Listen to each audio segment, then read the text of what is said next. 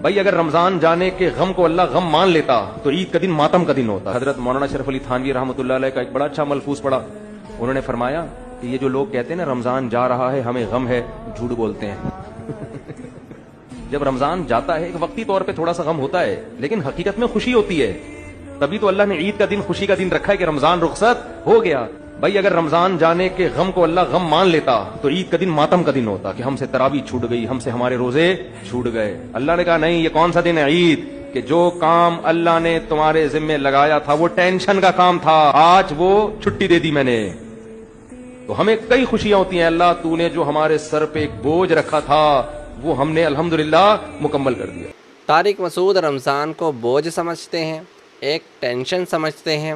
رمضان کے تعلق سے ان کے عقائد و نظریات ایسے ہیں، اور جبکہ اہل اسلام کے عقائد و نظریات یہ ہیں کہ رمضان مقدس مہینہ ہے، رمضان جب آئے تو ہمیں زیادہ سے زیادہ نیکیاں کرنی چاہیے، زیادہ سے زیادہ ثواب کمانا چاہیے، زیادہ سے زیادہ اللہ کی رضا کے کام کرنے چاہیے، زیادہ سے زیادہ نمازیں پڑھنی چاہیے۔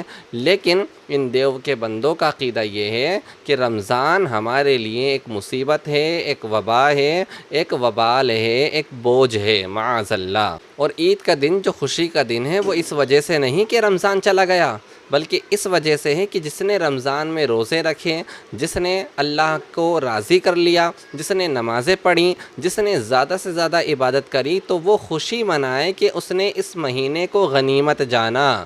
یہ مطلب ہرگز نہیں ہے کہ رمضان چلا گیا اور اس پر خوشی مناؤ معاذ اللہ۔